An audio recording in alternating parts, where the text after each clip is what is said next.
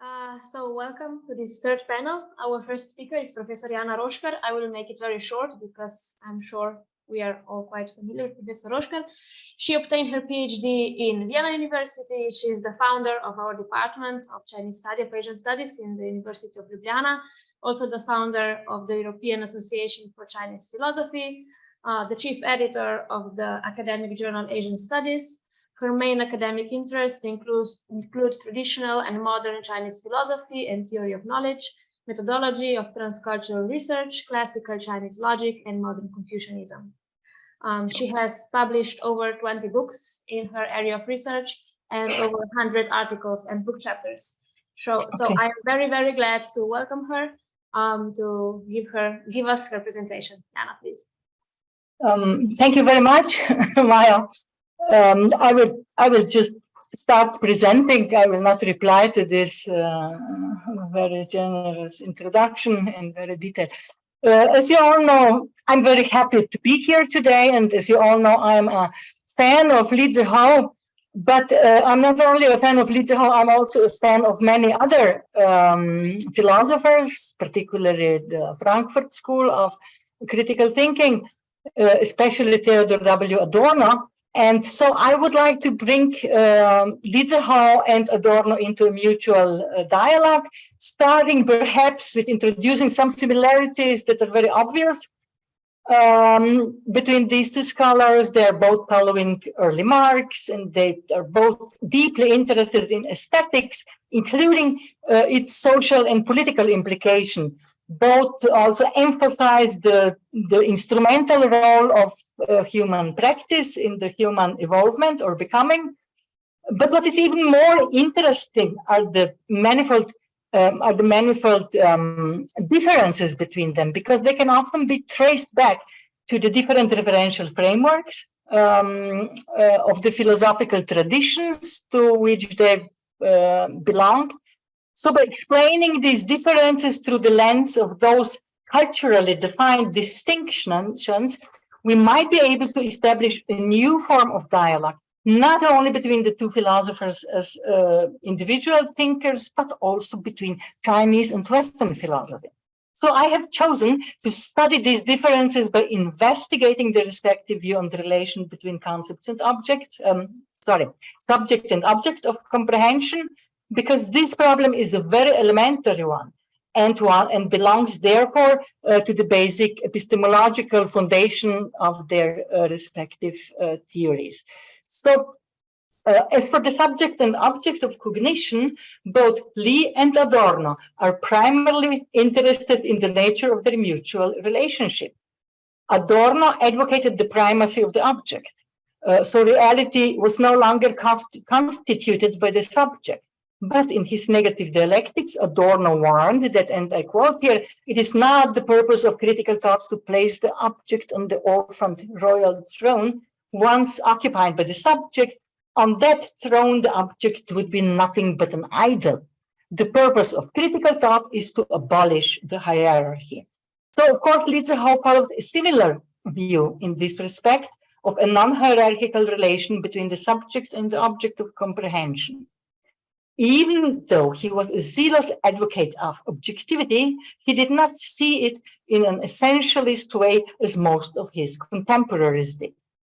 Similar to most followers of early Marxism, including Adorno, Zehou considered practice a key link that mediated the subject and the object.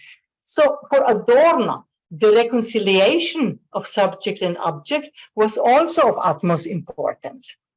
So in spite of his persistent rejection to formulating a visionary alternative to the problems of society, he offered his readers a glance of something similar in his moment of peace, which was necessarily defined by an egalitarian and mutually complementary relation between subject and object, as we can see in this quotation. So, but such an idea of peace or reconciliation, however, was by no means feasible in the traditional dualistic model of dialectical opposites.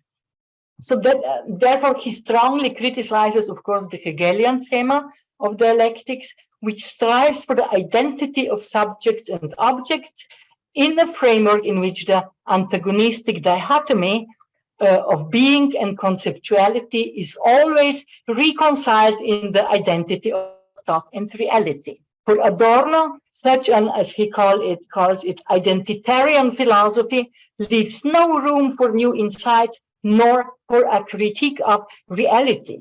This impasse arises from Hegel's adherence to the theoretical frameworks determined by the elementary laws of formal logic, which strives for the identity and therefore also for the unity of contradictions, a unity that is seen as the only way to grasp reality.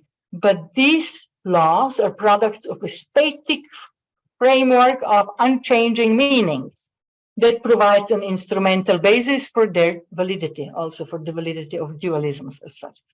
With his negative dialectics, in which identity does not disappear but is somehow qualitatively transformed, Adorno aims to overcome this model. And how does he want to overcome it?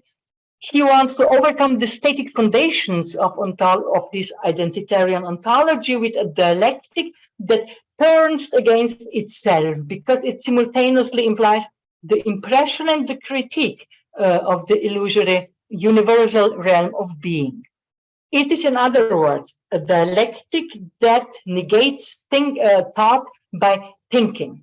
This negation is precisely the ultimate realm and the starting point that enables freedom of human thought for him. Because Adorno's priority of object denies the constitutive role of the epistemic subject, it surpasses traditional methods of achieving identity and unity of thought. Because it is still embedded in a static view of reality. His concept of non-identity is still a concept, and therefore, in my view, he cannot really surpass this identitarian schema. And now let's take a look to how Zehou looks upon this issue. In his early thought, he still adheres to the Hegelian schema and its identitarian foundations, but later on, the mature Lee found a way of abandoning the Western-style dialectics along with all its negations and negations of negations. For the mature Lee, not only the human conception of reality, but even the emergence and constitution of beauty itself is closely related to the principle of complementarity, which has its origins in the oldest Confucian classics, the Book of Changes. So, of course, they can be somehow compared, these two models, the Hegelian model of Western philosophy, the model of dualism, and the model of complementarity. But, of course, not entirely, because the dualistic model on the right hand is based on the three laws of, on the concept of being, is the first, on the three laws of formal logic.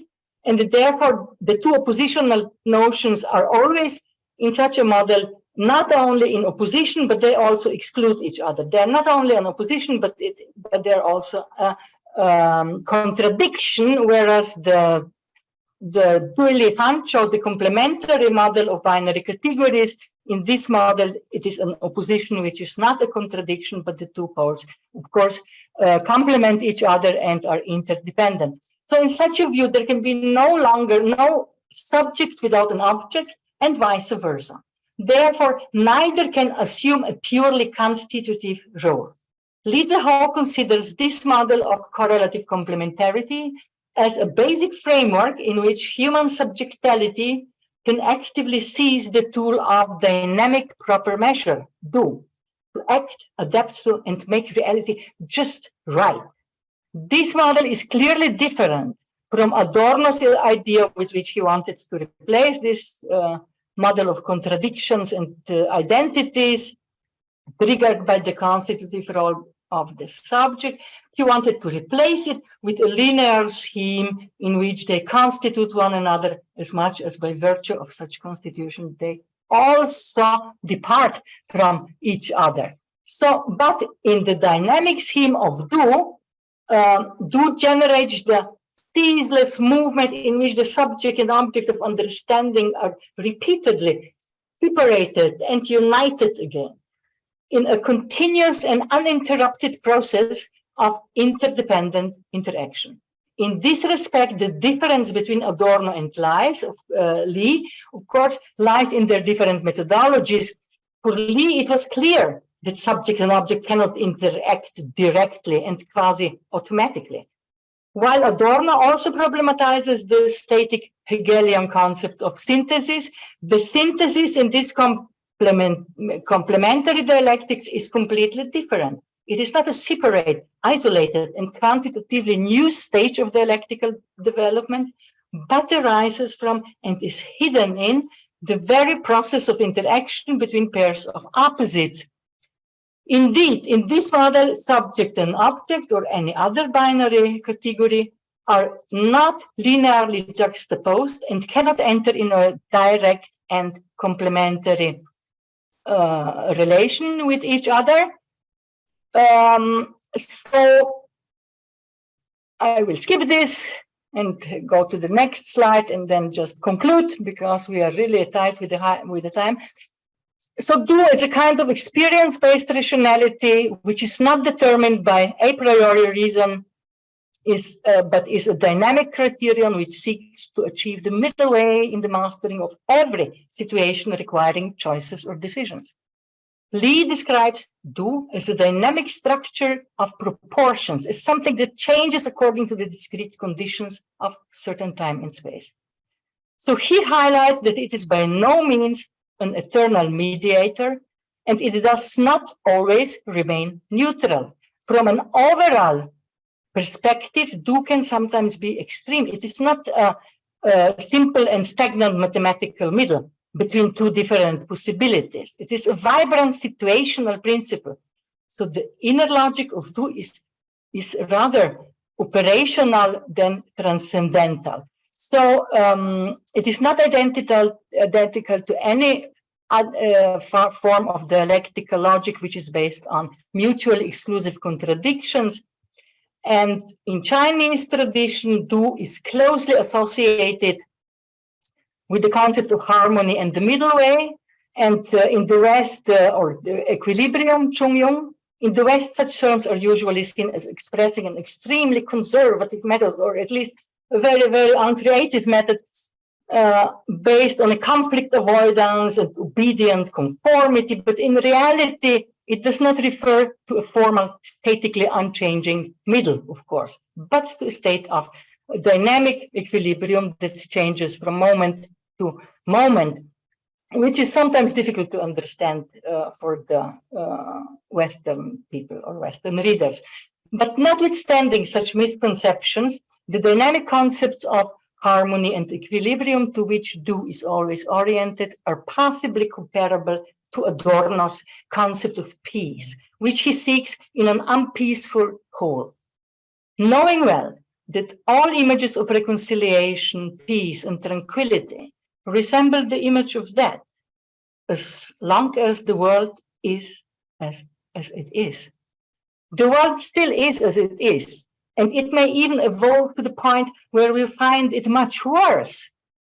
But much like the idea of perpetual peace, the two great scholars I have tried to bring into conversation in this presentation will always remain alive through their work and their ideas, and in their aesthetic writings both find their final refuge in art, which in the face of our last breath represents a completion of artistic subjectivity and a semblance of what lies beyond the reach of that. And with this humble thought, I would like to conclude my presentation and to thank all of you for your patient listening and watching.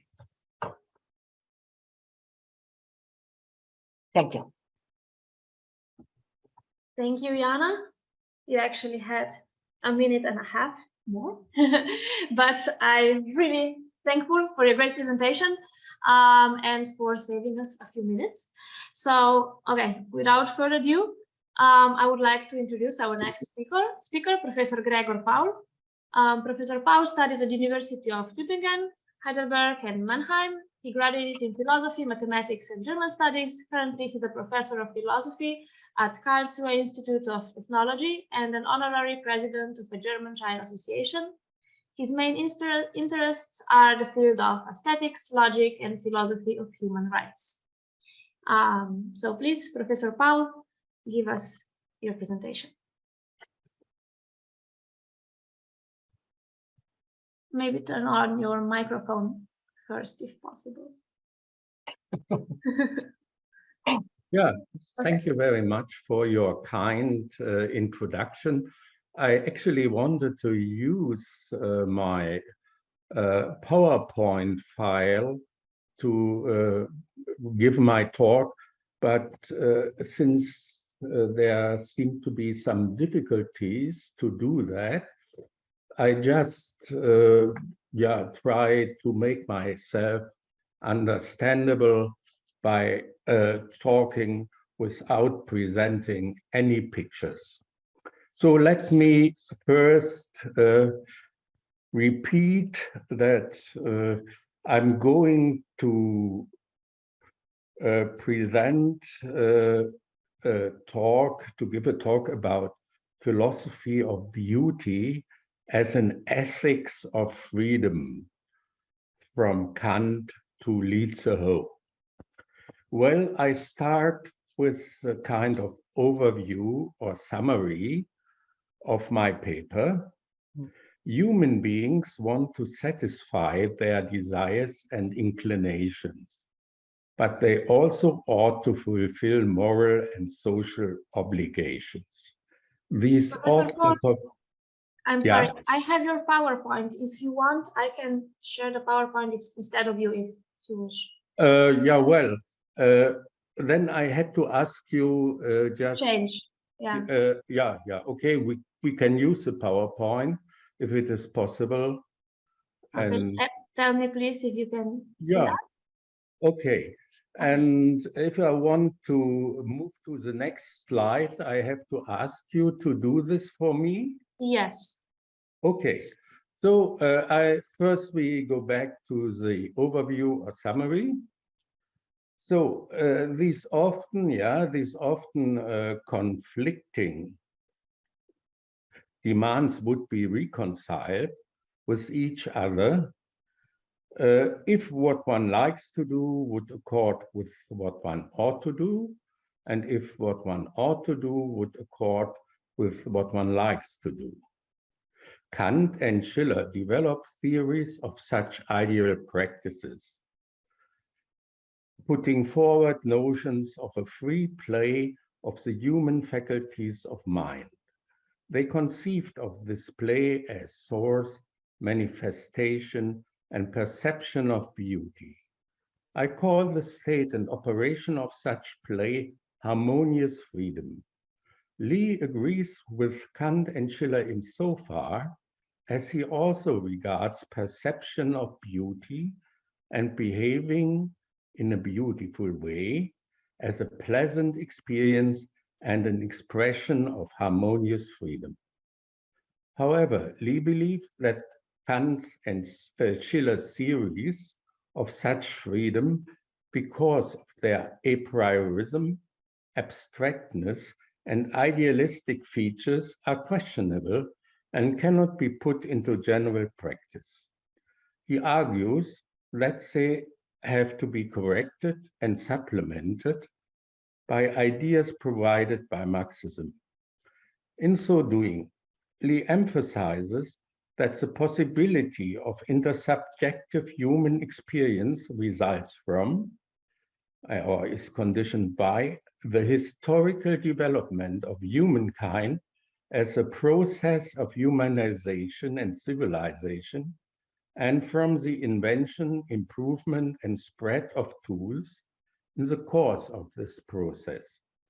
Lee supports his approach by reference to the Chinese aesthetic tradition that, in his opinion, shows that humans can and ought to unify individual desires and social obligations by following the aesthetical appreciative conventions resultant from the developments of rites, musics, arts, and literature. Next slide, please.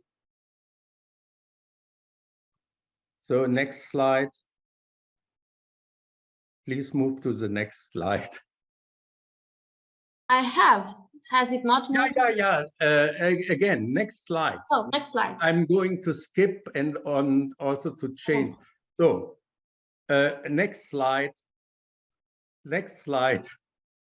So because of Lee's historical, materialist, and empirical approach, his notions of beauty are wider than Kant's.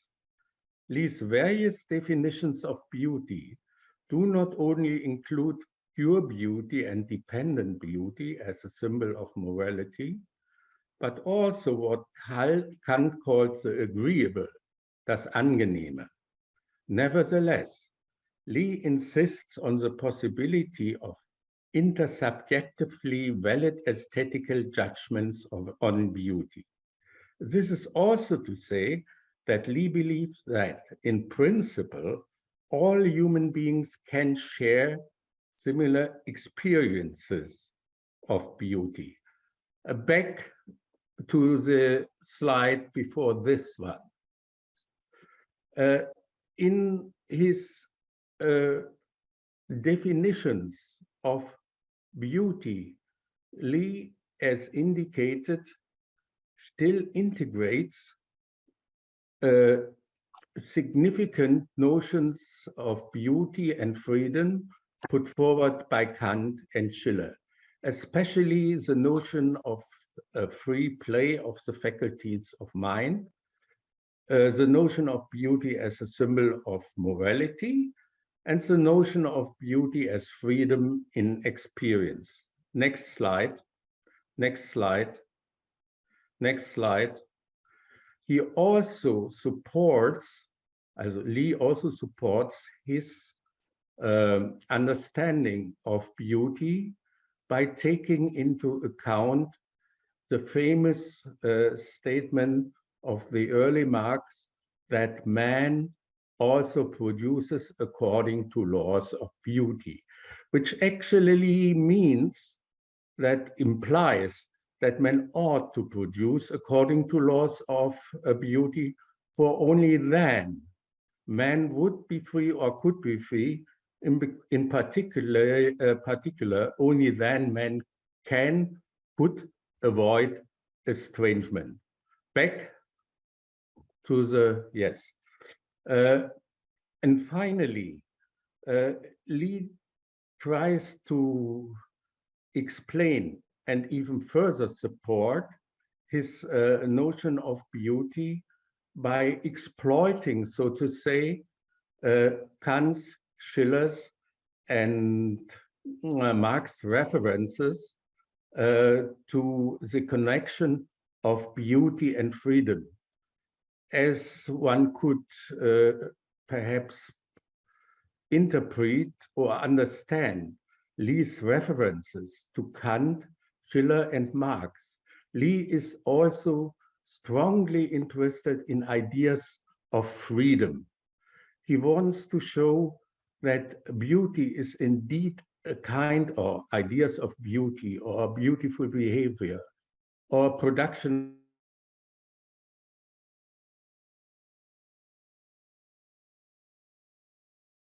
to realize human freedom, and that they are actually indispensable for realizing human freedom. More important, by taking into account Kant's, Schiller's, and Marx's connection between notions of beauty and freedom, he wants to show that these connections are indeed nothing, so to say, are no illusions, but could be supported by ideas from Chinese classics, and more important, by a certain practice, history, Lee believes to be recognizable in Chinese cultural history. in particular, Li relies on Confucius and on Xunzi. Both of these, the two philosophers pointed out that it is very well possible, and it would be the practice that human beings should strive to realize, very well possible to follow the desires of the heart without overstepping the bounds of right, which is to say that it is possible to do what one likes to do without violating moral or social norms. Next slide. Next slide. Now, how to produce according to laws of beauty? For Li, the idea to realize or to utilize ideas and practices of beauty to put into practice human freedom, to realize human freedom. He asks how to do this, and we all know his main answer is that we could realize human freedom by mainly making and using tools. More generally, and I'm perhaps going a little bit too far when interpreting Li in the following way, we could realize harmonious freedom by humanizing nature, that is, by creating a nature that permits for human freedom. This would require the use of tools. And we could do so and should so by naturalizing humans, that is, by doing away with unjustifiable moral and social demands. According to Xunzi, this could be realized by putting into practice Li, that preclude emotional freedom. This requires the use of such tools or devices as beautiful conventions. Next slide. So Li Zehou uses a wider notion of beauty than Kant. However, Li argues that what he describes as experience of beauty nevertheless is in principle not only a pleasure reflecting individual likings, but also in agreement with or fulfillment of social demands. Taken in this sense, beautification of labor means making labor so aesthetically attractive that people like doing the work they ought to do. Since they like to do it, they abide by social or moral laws without feeling forced to do so, but experience their labor as an act of freedom. Harmonious freedom would thus consist in what the saying attributed to Confucius describes as following the desires of the heart without overstepping the bounds of right. As I tried to explain, beautification of labor, understood in Li's sense, so in many cases difficult, is, as Li argues, at least realizable to a far degree by further development of respective tools. Next slide. The persuasiveness of Li's philosophy of beauty as an ethics of freedom results from his careful and comprehensive analysis and explanations of the history of human emotionality and rationality, including morality. Because of its empiricalness, concreteness, and so to say, down-to-earthness, informed by insights provided by Marxism and Confucianism, Li's philosophy is more convincing and realistic than especially Kant's a priorism and rigorism. Kant's influence is nevertheless significant. Like Kant, Li is convinced that there exist subjective conditions of the possibility of intersubjective aesthetical experience of beauty. And his reconstructions of the Kantian notion of the experience of beauty as a free play of the faculties of mind and as a symbol of morality are based on this conviction. Most important, the notion of such free play remains applicable even if beauty is, in certain respects, understood in a wider sense than in Kant. Thank you for your patience. Thank you, Professor Pohl. I'm sorry for the PowerPoint mess. No, don't worry. It's no question of life and death. Okay, thank you. So now let me introduce our third speaker of this panel. Our next speaker is Professor Karl-Heinz Pohl. He received his PhD from the University of Toronto and later worked as a professor of Chinese studies at the Tübingen University and as chair at the Trier University. His field of research focuses on Chinese history of idea, ethics and aesthetics of modern and pre-modern China, Chinese literary theory, and intercultural communication and dialogue between China and the West. He's also the translator of the German translation of Zehou's The Path of Beauty. So please, Professor Karl-Heinz Pohl, give us your presentation. Thank you very much, Maya. Hello, everybody. First of all, let me share my presentation.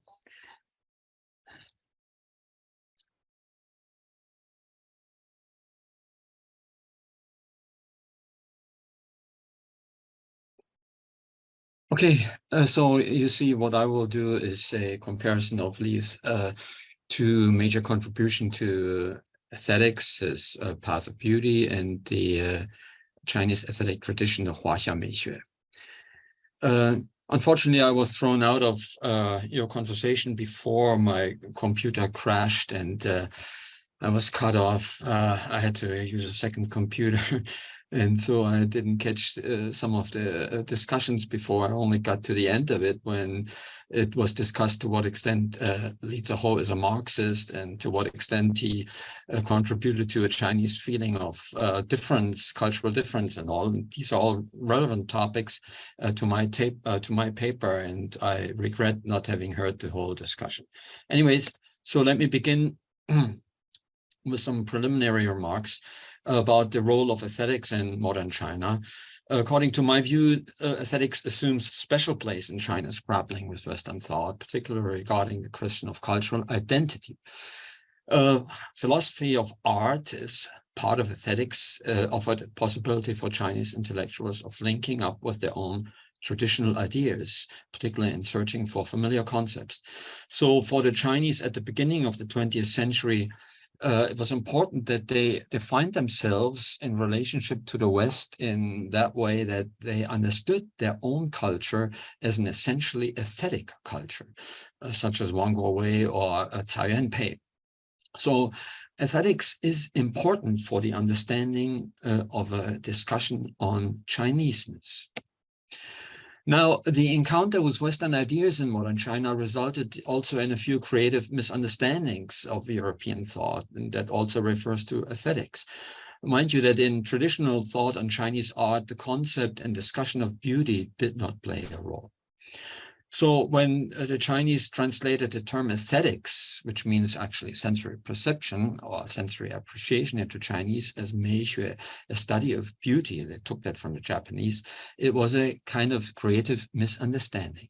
So much of modern Chinese aesthetics was to become, if we want to call it like that, beautology.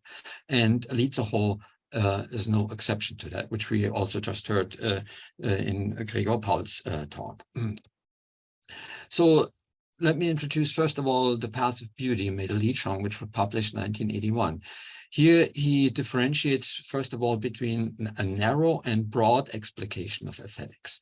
Narrow, that would deal only with written documents that deal with aesthetics in terms of literary or art criticism, and a broad explication that would deal with all aspects of material culture, beginning with tool making, cave drawings, prehistoric art. Tool making has already been mentioned repeatedly in the course of our conference.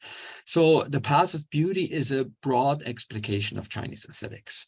It doesn't only deal with poetry, painting, and calligraphy, but also with art of caveman, bronze, architecture, and such.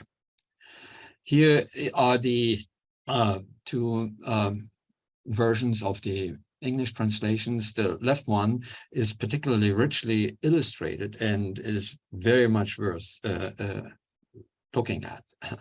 The right one does not have the illustrations. So important for the understanding of Li's The Path of Beauty is that there are leading Marxist ideas to it, and this refers particularly to anthropology and to history. So what are the basic anthropological concepts of Marx apart from basis and superstructure? We have repeatedly reference to Marx, to the early Marx, to the economic and philosophic manuscripts of 1844, and to the concept of human nature. Here is the quotation from Marx. Thus, society is the complete unity of man with nature, the true resurrection of nature, the consistent naturalism of man, and the consistent humanism of nature. So interestingly, Zehou picks up these terms, but he gives them a different twist in his translation. He calls it naturalization of man, not naturalism of man, 人的自然化, and humanization of nature, not humanism of nature, 自然的人化. And here he distinguishes between an outer and inner humanization of nature. The outer is the formation of objects, tools, through labor, and the inner is the humanization of man's sense, perception, and feelings. And this refers to aesthetic sensual emotions.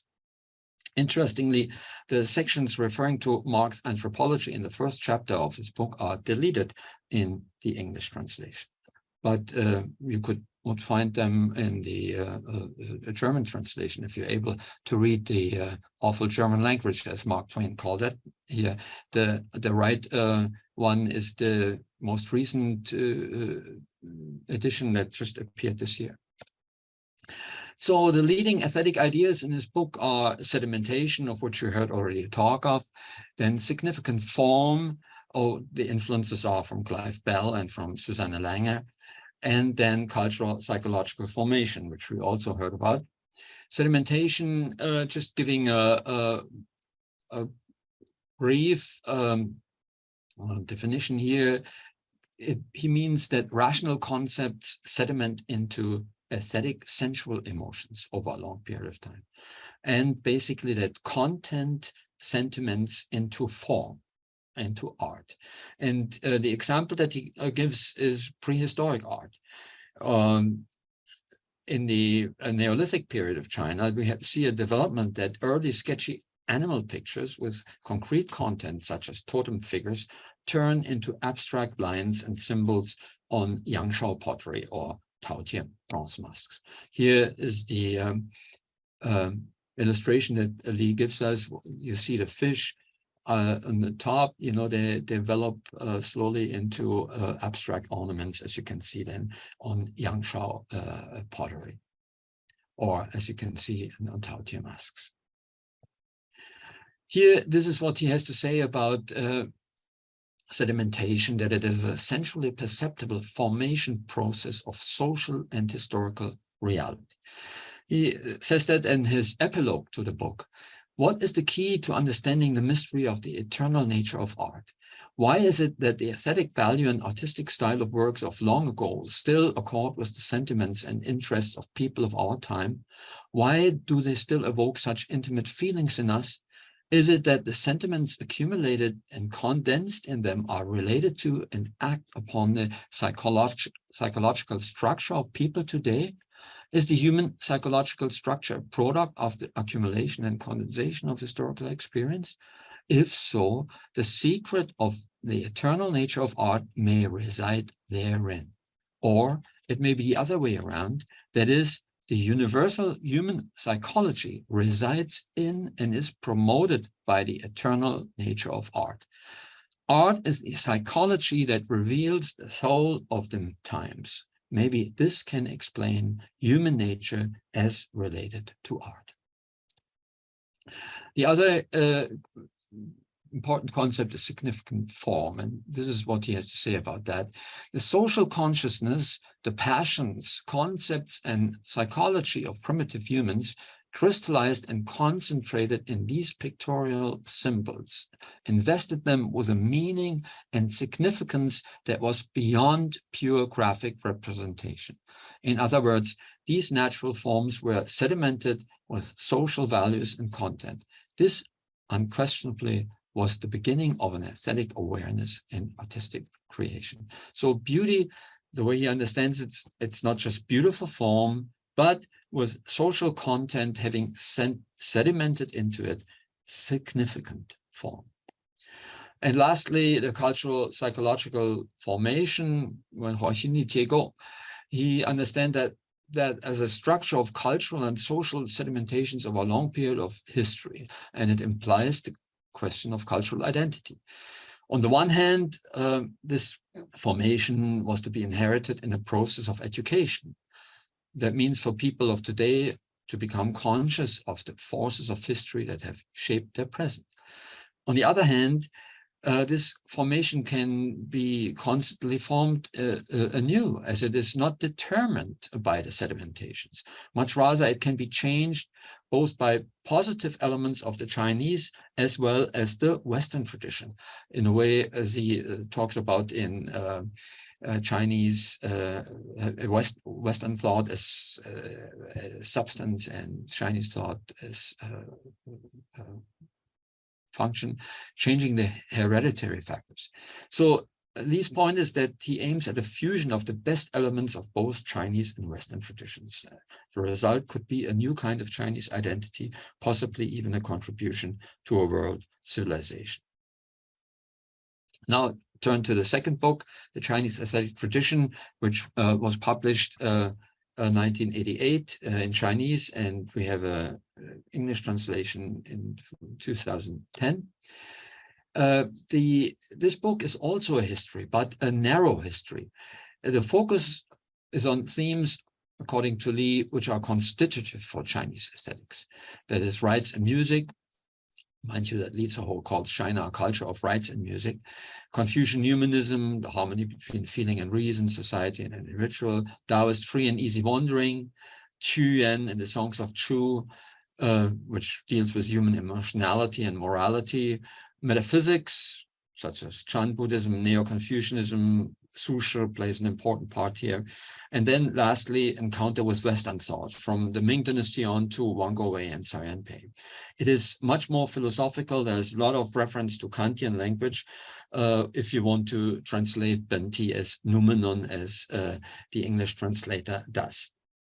And in the preface, he makes clear that it is oriented on Confucianism. He says, what I mean by Chinese aesthetics in this volume is Confucian-based traditional Chinese aesthetics.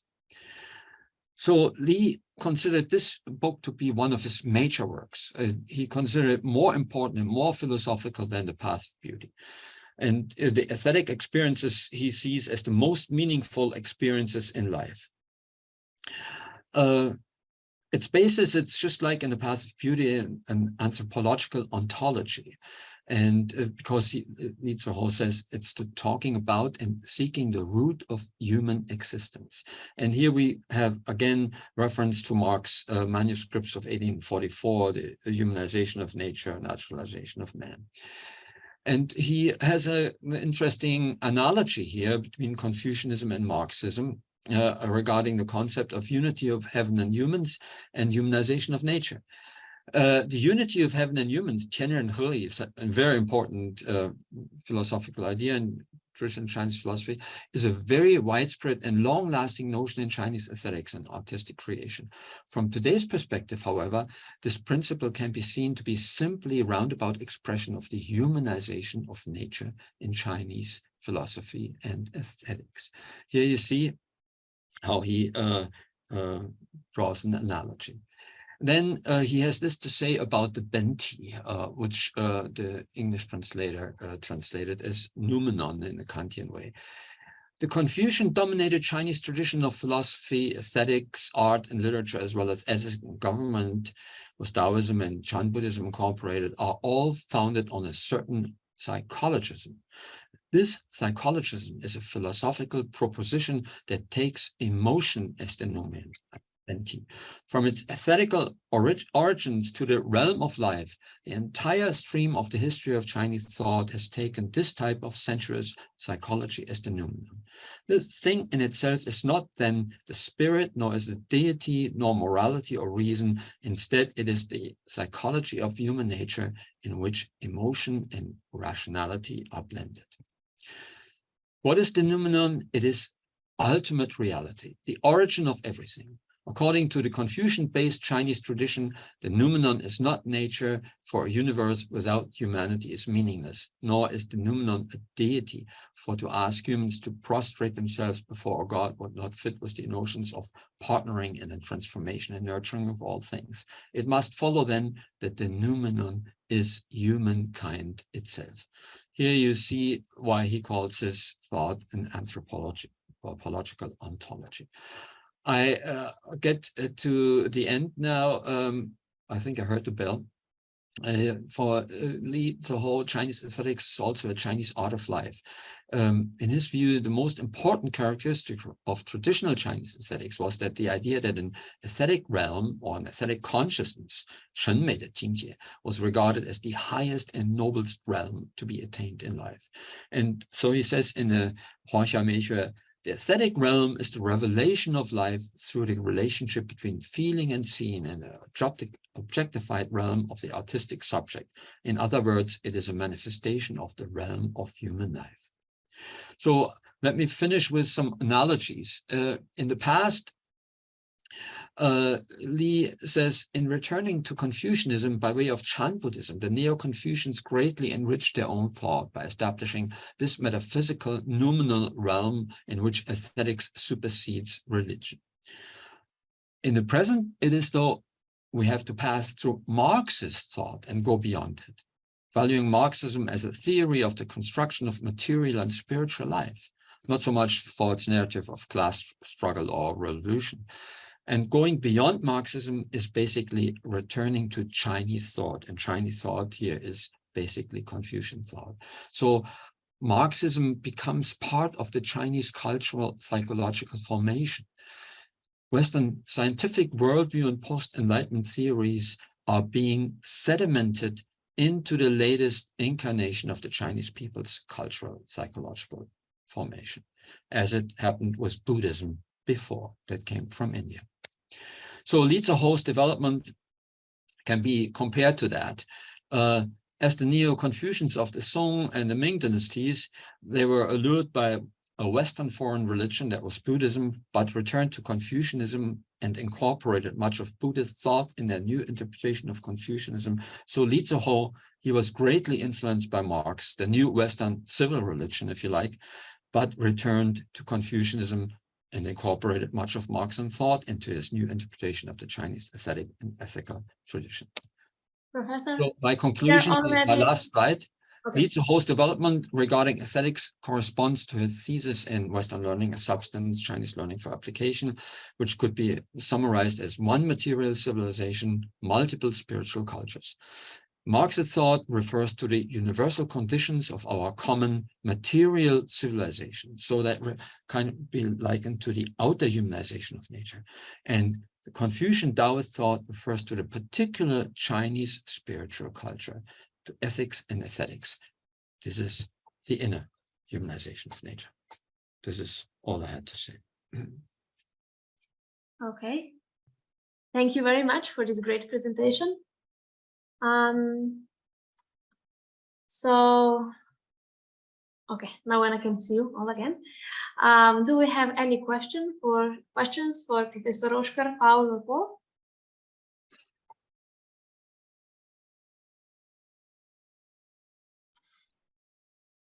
Hands up.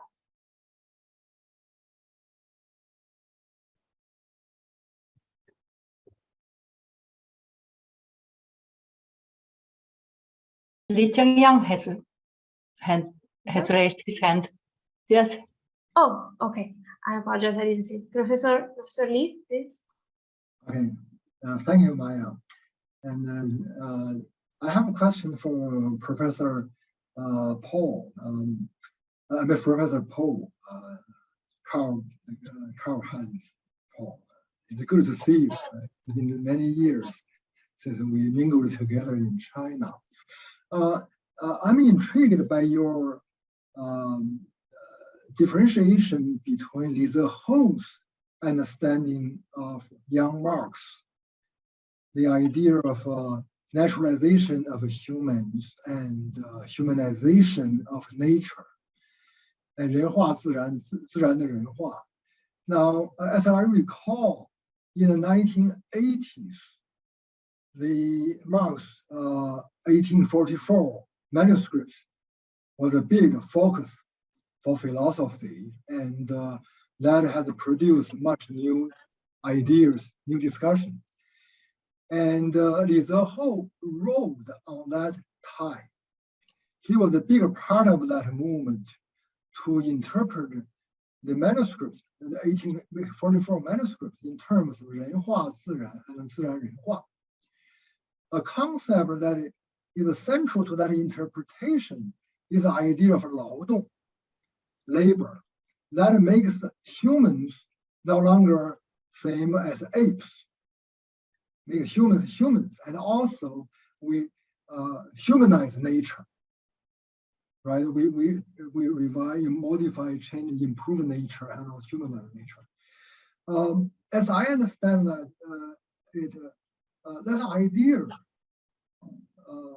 of 自然的人化, 人的自然化 the pair stayed with Zehou until later, and played an important role in Zehou's understanding, not only aesthetics, but overall human history. Now, you mentioned, if I understand you correctly, in Marx's original manuscript, actually it is naturalism of man and humanism of nature. Now, I only read the manuscript in Chinese translation, but that's a very important message, information for me to know. I want to ask you though, is there a difference in Marx of this expression that Marx used, naturalism of man and humanism of nature on the one hand, and Zehou and his Chinese colleagues used ever since the 1980s? I believe they are still understood that way. That is naturalization of humans and humanization of nature. Is there a big difference there?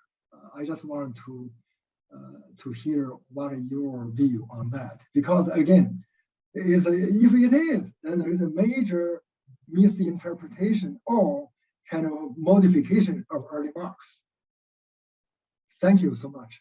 Yeah, thank you also for your questions. Yeah, I remember having met you before, of course, and it's great to see you again. Wonderful. Now, mind you, I'm not a Marxist, although I speak from a Marxist birthplace. You know, as you might know, Trier is the place where Karl Marx was born, and it used to be a site of pilgrimage for many Chinese before Corona or COVID put an end to it.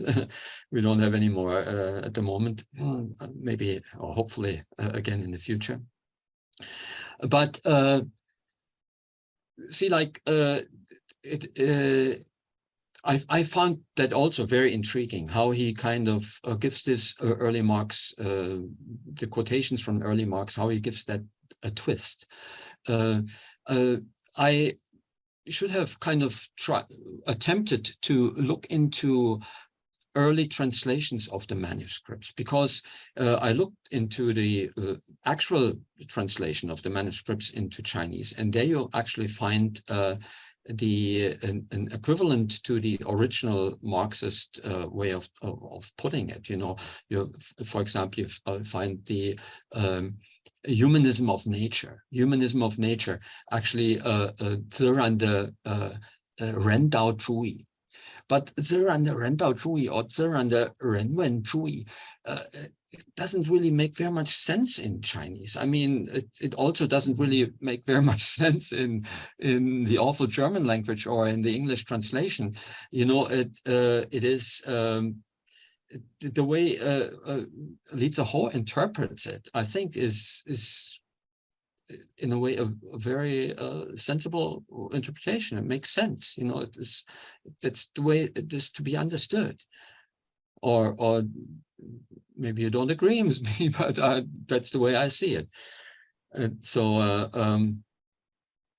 you have, but you really can say from all the context that he is referring to the manuscripts of 1844. You know, that it's his basis. It's his source. Yeah, just one more comment. That interpretation of Li Zehou, of Marx, in the 1980s, marked a major departure from the interpretation of objective reality largely based on Friedrich Engels' theory. So that's why a lot of people suddenly moved to early Marx, kind of a departure from the old days interpretation based on Engels' theory of nature. Yeah. Thank you. Yeah, well, as I told you, I'm not a real Marxist, and I'm also not a real philosopher. I'm just a simple sinologist. But I know that the reception of the early Marx, of the manuscripts of 1844, which also occurred with a time lag in the West, you know, caused quite a stir among philosophers, among Marxists, particularly the Frankfurt School, when they discovered it and when they discussed it. And it was just like in China, you know, in the 1980s, that was a real a revelation. It was the so-called the humanistic Marx. You know, it was not the revolutionary Marx, but it was the humanistic Marx. That is what the manuscripts are all about, is the way I understand it. Limited understanding, mind you. And that was really the inspiration that people got from it. And Li Zehou is no exception to that. I see hands raised by Professor Rošker and Professor Milan, so maybe Professor Rošker first. Yeah, just shortly. Yes, I agree with what Karl-Heinz Pohl just said about the special role that the manuscripts have had. For instance, I would like to add that in Yugoslavia, my home country, before it fell apart, the socialism of Yugoslavia was based theoretically on the early manuscripts, on this humanism, and it was also the theoretical basis, one of the theoretical bases of this self-governing process. I have mentioned that on our summer school already when we were talking about it. But let's return to this Zheranhua and Zheranhua interpretations. I think that the humanization of nature, the interpretation, Li Zehou's and other Chinese scholars from that time, interpretation of the humanization or humanism. Humanism, by the way, also has many different connotations. It's not only about the ideology of the human being. But I think that their interpretation of the humanization of nature as Zheranhua is quite in line with, I'm not an expert in Marxism either, but I think that it is, I have read the manuscripts and I think that it is quite in line, this first, Zheranhua is quite similar, I think, with what Marx really meant in these early manuscripts with the term humanizing nature.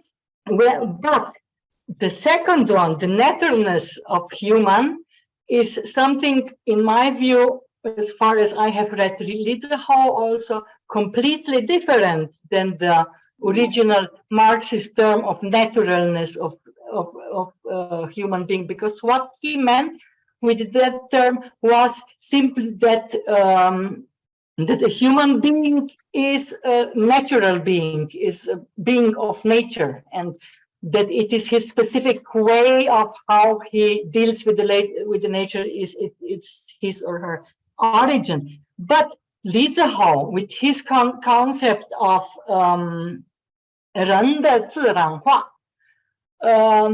was something different, I think, and I also remember him explaining it in that specific way, that he coined actually that this 人的自然化 has not much to do with Marx's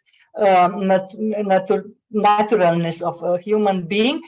He has coined it himself as a kind of complementary completion to the humanization of nature. You know, he wanted somehow to show that the impact of the human being on the nature is complemented by the impact of the nature upon human beings. And 人的自然化 was just somehow a concept with which he wanted to express that human being as a organic part of the organic nature tries to adapt to its rhythms also. So I think that the first of these two phrases is in line with Marxism, while the second one was Li Zehou's own conceptualization, a new concept. Yeah, I very much agree with you. Yeah, it's particularly as we don't find much explication of these terms, humanism of nature, naturalism of man, in the manuscript, you know, or the manuscripts. The particular the latter one, as you mentioned, is Li's own spinning fourth Marxian thought in the line of Taoist and Confucian tradition. Yeah, that's the way I see it too. Okay.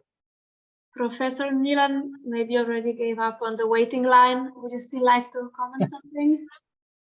Please turn on your microphone. Okay. I unraised my hand because I agree very much with what Jana was saying. And I think the emphasis in Marx is on what is, and the emphasis in Li Zehou is on this processual and active engagement, much, much stronger statement. So I would simply reiterate what I think Jana and Professor Pohl have got to say about this, in my limited understanding. So, thank you.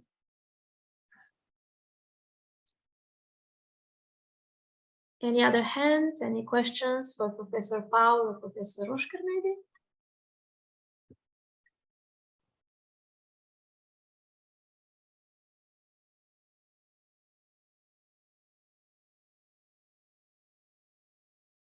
Our speakers really tried to hurry up, so we still have 20 minutes for discussion.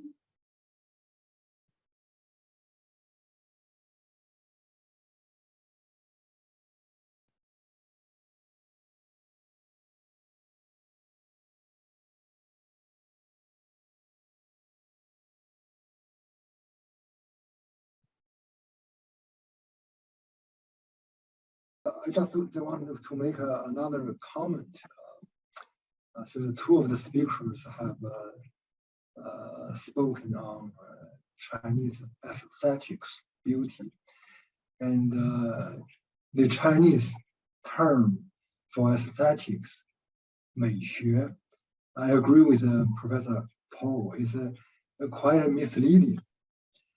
And if you read Western aesthetics, it's more about the concept of beauty and what constitutes beauty, whether beauty is a form or is a harmony, a symmetry, etc., etc. If you read Chinese 美学, you basically take for a ride studying the history of Chinese literature, painting, sculpture, architecture, etc., etc.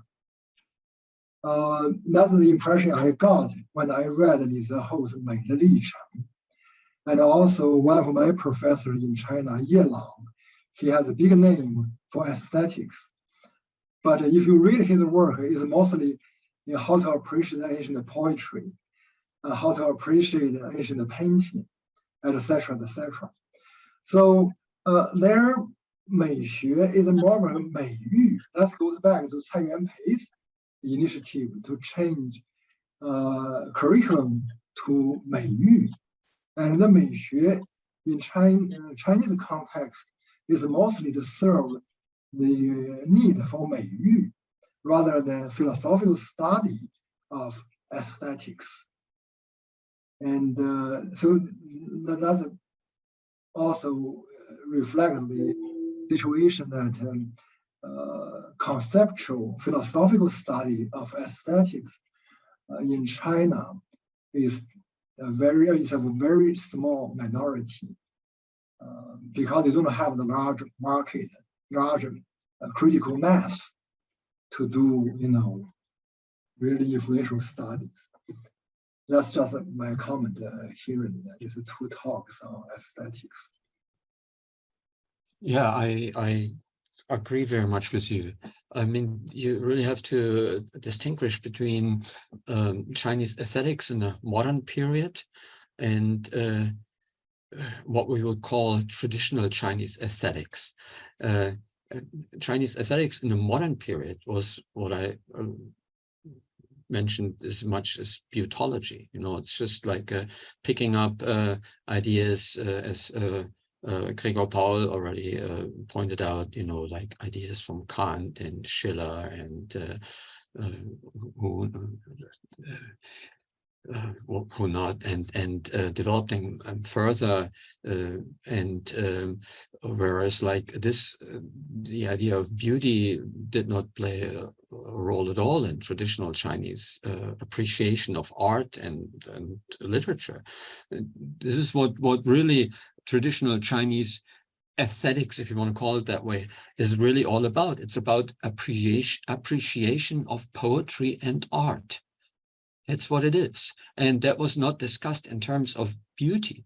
It was discussed in terms of formal aspects of harmonious content, of matching content with form and things like that, but the vitality of brushstrokes and vitality of expression, of metaphoric expression and things like that. And you had a whole range of issues that you could discuss art and literature with, and but beauty did not play a role, but because of the encounter with Western aesthetics, this took a real radical turn in the modern period. So Chinese now frantically began to discuss the topic of beauty, which was completely absent to the traditional Chinese vocabulary, so to speak. And now I see certainly some kind of counter movement, as you mentioned, Ye Lang. They're trying to come. They reconcile again more with the Chinese tradition, also in the modern discussion of aesthetics.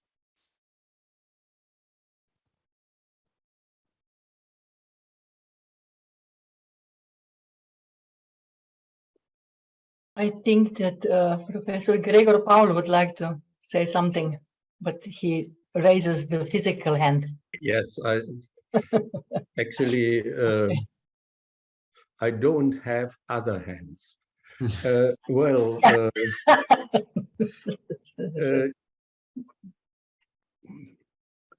I'm sorry that I would like to, so to say, disagree, at least a little bit disagree with what have been said about the history of aesthetics in China. I have got the impression that the denial of the existence of such a history is more or less completely based on the existence or the lack of certain words. But you can talk about beauty without, you can do this even in English, without using the word beauty. It's not so difficult.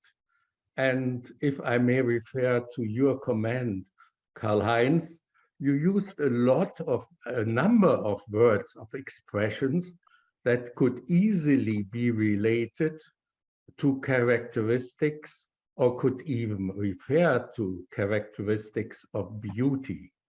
It may be easier to, or it may be helpful to illustrate my point of view by reference to the history of logic in China or in the West.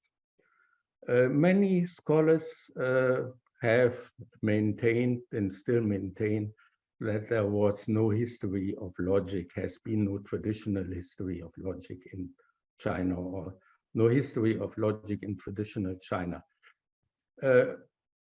And often they try to support their hypothesis by just talking about whether or not certain words, expressions have been used in traditional China. But you can talk about logic without using the word logic. For instance, you could speak about rules of inference, just of inference, which are certainly logical rules. And coming back to the question of whether or not there is a history or was a history of beauty in traditional China, I would say that notions such as symmetry or vitality, you mentioned vitality, Karl-Heinz, or just reference to certain structures could very well refer to beauty. Well, that's my reservation, which I have with regard to the sweeping hypothesis that in traditional China there have been no philosophical reflections on beauty, and we have to apply similar standards to Western history of aesthetics too. Usually, at least in Germany, we talk about Aristotle's poetics as a contribution to philosophical aesthetics, and we often take studies on particular kinds of art as contributions to philosophical aesthetics, simply because what is pointed out in such studies can be generalized. Well, this was almost another presentation. Thank you again for your patience. Professor Nilan? Just a quick comment. I think both Xunzi and Yang Shong talk quite a bit about Mei, and it's pretty pervasive in Han Dynasty language. What is it that Mei is, and how does one come to appreciate and instantiate Mei? But for people who don't know it, there's a book by Ron Egan on Song Dynasty Mei Xue called The Problem of Beauty. And I think this is one of the most elegant treatments of earlier ideas of beauty. And when beauty is too excessive, or a preoccupation with beauty actually prevents growth and development. But so I just want to really promote that book. It's a marvelous book. Yeah, just quickly, I know that too, that the concept of beauty had was certain thinkers in the Chinese tradition had a negative connotation. It was kind of equivalent to female beauty, which was kind of thought as being kind of made up, you know, as alluring and not leading people on the path of substantial things. Beauty, like in the Western tradition, like the three transcendentals, the good, the true, and the beautiful, and all, you know, this is something that was not discussed as such as a kind of a positive a concept, an idea in Chinese tradition, as far as I can. I would disagree. For example, Yang Sheng says the classics are more beautiful, sexier, more attractive and appealing than beautiful women.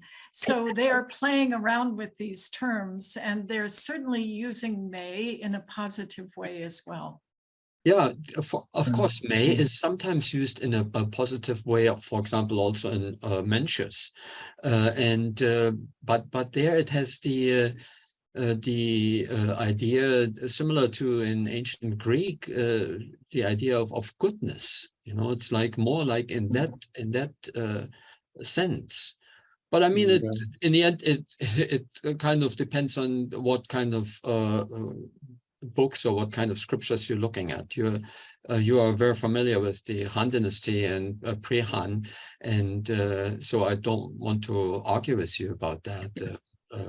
Because I have looked mostly to the later periods, and I looked into what Li Chenyang mentioned and Yelang mentions, appreciation of poetry and appreciation of art and painting, calligraphy, and there the concept of beauty did not play a role.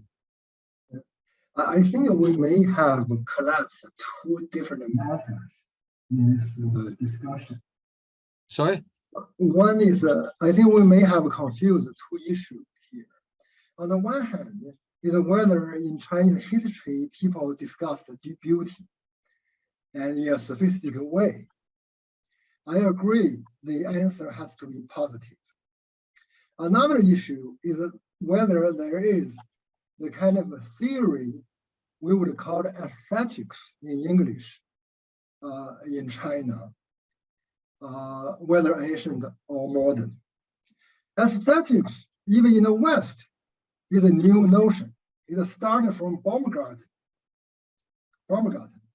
Then in Baumgarten, in Detroit, Diderot, how do you say that? Michael help me out. Diderot is a Detroit, the French philosopher. Diderot? Diderot, yeah, Diderot, sorry. Okay. Used to the Chinese translation. Then in Kant, particularly, they have this highly theorized discussion of what a beauty is, rather than taking us on a tour to appreciate different kinds of beauty in literature, in painting, and in architecture. I'm not saying that in Chinese history, the Chinese were not very good at appreciating beauty. They did not discuss beauty. I'm saying that they, until this day, have not come up their own theory that there would be the counterpart of aesthetics in modern West.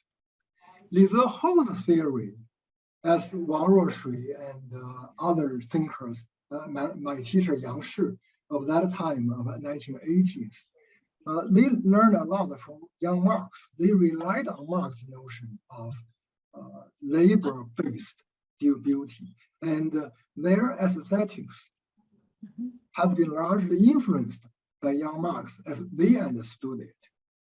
So again, you can look at, you know, Chinese history, find discussion of beauty, all kinds of beauty related, you know, ideas.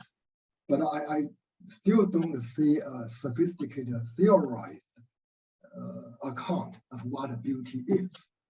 I think we are confusing two issues here. I would disagree with you. I think there's quite a sophisticated notion in Xunzi, and that's why Li Zehou comes to really like Xunzi, because there's quite a bit there about sensory and cognitive perception and how that conduces to beautiful productions, including the production of a human being. So anyway, I respectfully disagree, but anyway, I found the conversation quite stimulating, so thanks. Well, it's a nice way of putting it. I respectfully disagree with you too. And, it is the way I see it is that we don't have any type of scriptures that, or a tradition, let's put it that way, a tradition of scriptures that discuss the concept of beauty. Because in the Western tradition, we have this concept already coming from the ancient period and being picked up later on in the early modernity and becoming very, very influential. And in China, we don't have that. I'm not familiar with Yang Xiong's writings. I'm a little familiar with Xunzi and my own tradition. My book on the history of Chinese aesthetics, I dealt extensively with Xunzi, particularly his chapter on music. And I found it very, very intriguing. That's not about music, you know. But I did not come upon his discussion on the concept of beauty. Might have to look again at it. But I mean, what I still mean is that this is something that has not been kind of picked up again and elaborated upon. So it has not become a kind of a tradition, a receptional tradition to discuss the concept of beauty. Quite different from the Western tradition.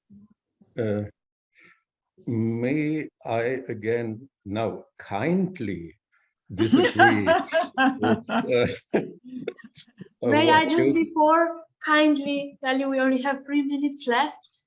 Well, try to then I should like to refer to just to, so to say, supplement what I said with by referring to what you, Karl-Heinz, said about the criticism of beauty in the history of China. I often emphasize that we have to apply similar standards to our descriptions and evaluations of different cultures. So I would just like to point out that we have, from Plato till nowadays, traditions of criticism of beauty in the West also. In the West, in religion, in philosophy, beautiful art has always been strongly criticized.